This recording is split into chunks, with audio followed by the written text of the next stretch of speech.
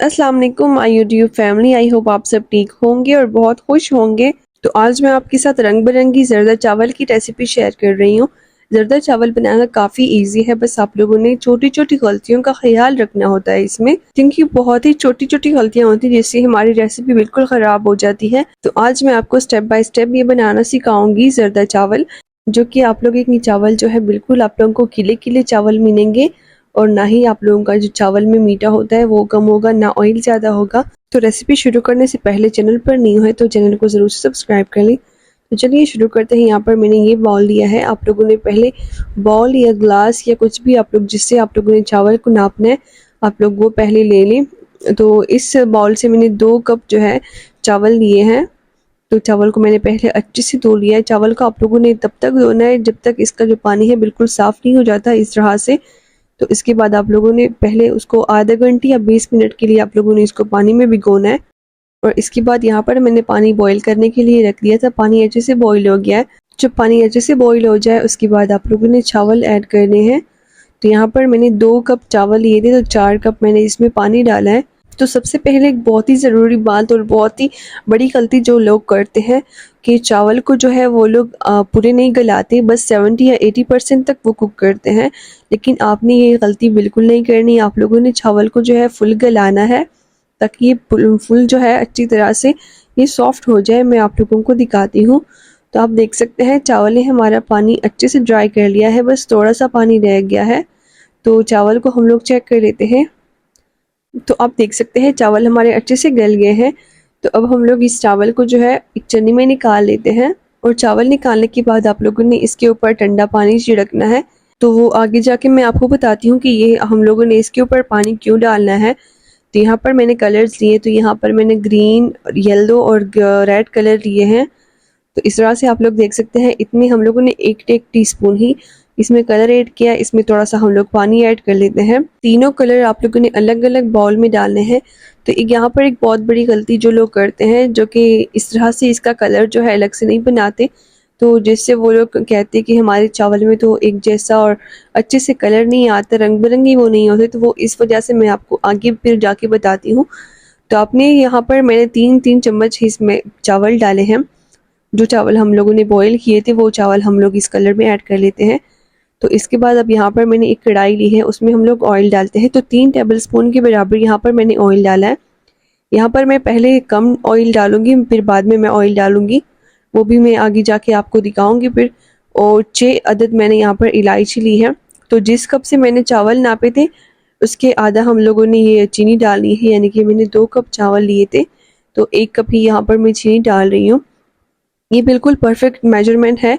अगर आप लोगों को मीठा ज़्यादा पसंद है तो आप लोग थोड़ी सी 2-3 टेबलस्पून और चीनी डाल सकते हैं, वरना ये बिल्कुल काफ़ी होगी। तो यहाँ पर 1 कप ही यहाँ पर मैंने पानी डाला है। आप लोगों ने 1 कप ही पानी डालना है, इससे ज़्यादा नहीं डालना। तो इन सबको आप लोगों ने अच्छे से मिक्स करना है, चीनी को अच्छे से हल करना है। और यहाँ पर हम लोगों ने चीनी का शीरा नहीं बनाना, बस इसको अच्छे से हल कर लेना है। तो वो जो चावल हम लोगों ने छाने थे उसके ऊपर हम लोगों ने पानी इसलिए छिड़का था ताकि ये अच्छे से इस तरह से कुले कुले से हो जाए, क्योंकि हम लोग जब चावल को बॉईल करते हैं तो वो आपस में चिपक जाते हैं। जब ऊपर पानी डाल लेते हैं तो उसका कुकिंग का जो प्रोसेस होता है वो रुक जाता है और वो अच्छे से कुले कुले से हो जाते हैं। तो इसको अच्छे से आप लोगों ने इस तरह से मिक्स कर लेना है। तो आप देख सकते हैं चावल ने काफ़ी पानी छोड़ दिया है।